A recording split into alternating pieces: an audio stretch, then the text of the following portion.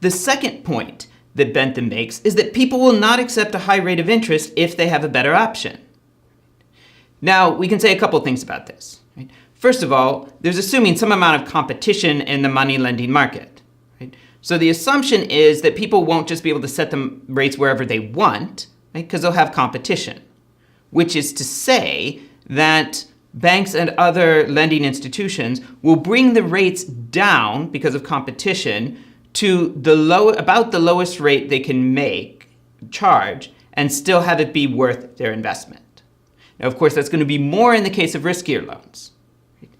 But generally speaking, that would be the case. Right?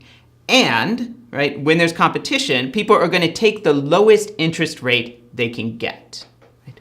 Or they're going to do without. So if they could do without whatever it is, right, if it's not worth the high interest rates to get it, they'll do without. If they really need it, right, well, then they're going to take the lowest interest rate they can get.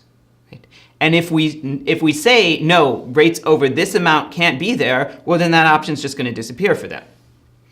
Now, there's another implied criticism here of people who want to put a cap on the rates of interest. In a sense, what Bentham is saying is, okay, you want people to have access to this amount of money, to capital, right, without having to pay that rate of interest. Well, there's a very simple solution. Start a charity.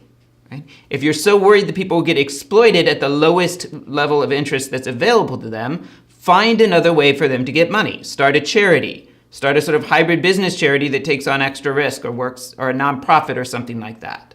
Right? So don't go around saying, well, no, it's exploitative to lend money at this high rate of interest. You're taking advantage of the poor. Well, if you really feel that way, you give them some money, right? Set up a charity, set up something that will give them a better option, right? But once you do that, well, then they won't have any need to borrow money at this high rate of interest, right? So the problem will go away. So he's basically saying either there's no other solution or it hasn't been provided, right?